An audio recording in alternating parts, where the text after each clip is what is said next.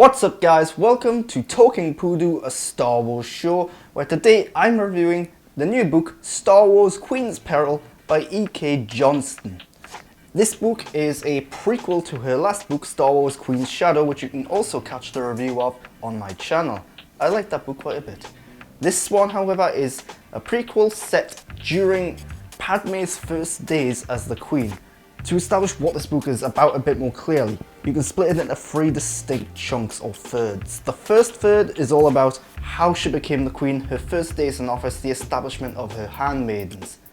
The middle chunk is then all about the trade disputes and the arguments about the taxation of trade routes, building up the backstory of the Phantom Menace. And then the final third of the book is basically a retelling of the Phantom Menace, but from the perspective of Padme and the handmaidens, and a couple of others.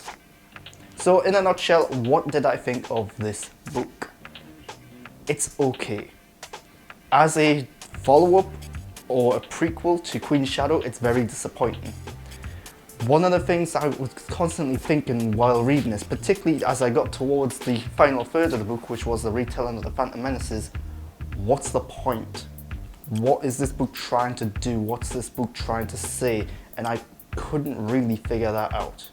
So I'll say that the first third of the book, where it is showing you how her first days in office, how she is establishing herself as the Queen, coming up with new outfits with her handmaidens, new makeup types, just things that would make her life a bit easier, and explain some of the things of how she's the Queen, what works as the Queen and so on. That stuff's really quite interesting. Not stuff that I haven't really needed or wanted to know, but it's interesting nonetheless. Then the middle stuff, where the actual story really starts to get together, is a little on the dull side, because how can you make the taxation of trade routes and all the arguments and debates surrounding that interesting? It's a really dry, hard subject matter, and I think the author does a good job to try and simplify it and get it right to the point of what is the problem and so on, but it's not the juiciest, sexiest of topics. So the book suffers because of that. Then the final third, I really did not like the final third of this book, because it is just retelling the Phantom Menace, a story we already know so well because of the movie. And I don't think it's that enlightening, I don't think it's that interesting.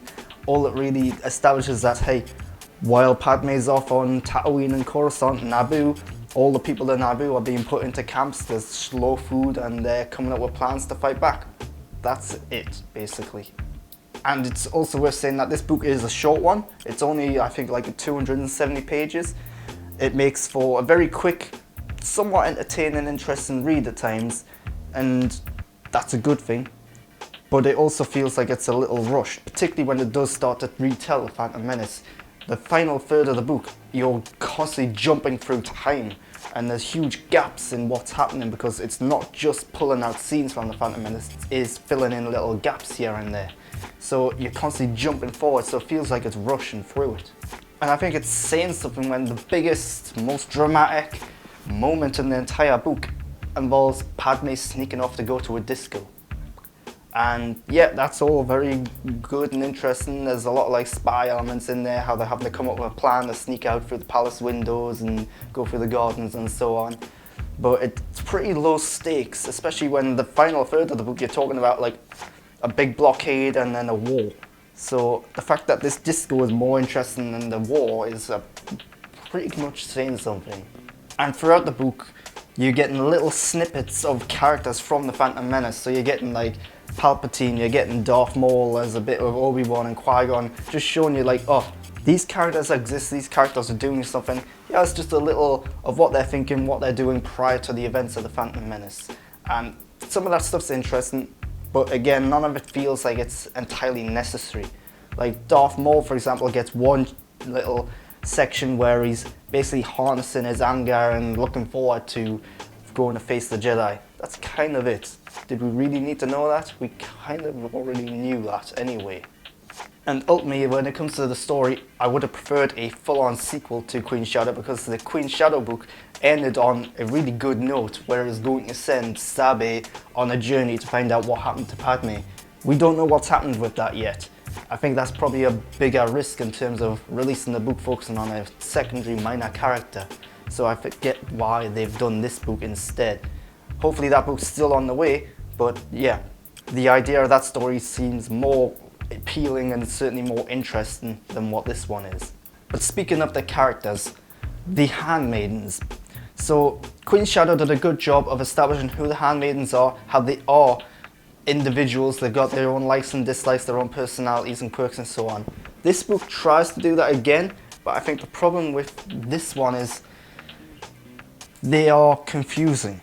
It's hard to tell each handmaiden apart quite as well as you would expect because they've all got similar names. Yeah, they start off with different names, but they end up having similar names deliberately so. They all looked similar. The only real differences are their skills, their likes, their dislikes. One of them also has blonde hair, which keeps getting pointed out.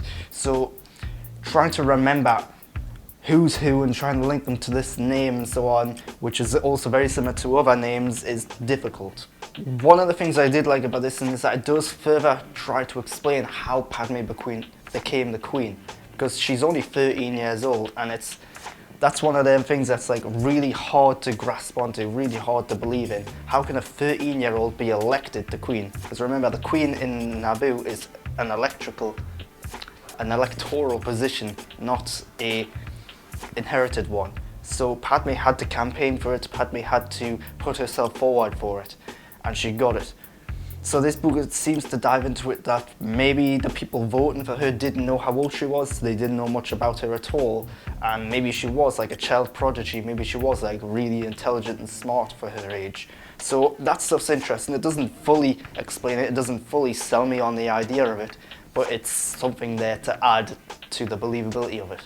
I also like the introduction of each of the handmaidens. So throughout the book you see how each of the handmaidens was recruited by Captain Panaka, and these scenes are really cool and interesting because he comes into wherever they are, he introduces himself, he observes them, and it's almost like a police interrogation or like a spy military recruitment kind of thing where he doesn't give away what exactly he's doing. He asks questions, he's being very vague and little odd in certain regards, and then it's not until the final moment where he's like, hey, want to work for the Queen? And it's really cool the way that these are established and certain setups that are put in place. But ultimately, the characters, just like the story, doesn't feel like they're doing much that's enlightening, doesn't feel like they're adding much to these characters overall. My view on Padme has not changed at all from The Phantom Menace or the last book, Queen's Shadow. She's still very much Padme that I know, so there's nothing new about her that I discovered yet. There's nothing truly like remarkable, like surprising about her or her backstory. Same goes for all the handmaidens. They're the same as what they were in the Queen's Shadow. This book doesn't have much to add to their story except for certain events, but they're still the exact same people, and because it is so close to the events of the Phantom Menace, there's only so much they can do. Like, it seems like Padme wasn't queen very long before the Phantom Menace happened. And I think it's saying something when this book, Sabe is often more interesting than Padme. Yes, Sabe is the Keira Knightley played character in The Phantom Menace, and I think this book does a good idea of exploring the idea of like, what happens if something happens to Padme? What happens if Padme dies while Sabe is portraying the role of the queen? Does Sabe then have to keep being the queen? Does she then just have to drop her facade? Does she have to reveal herself? And yeah, it's a real like conundrum in places. And this book does explore that idea. It does explore how there's a fear of that potentially happening.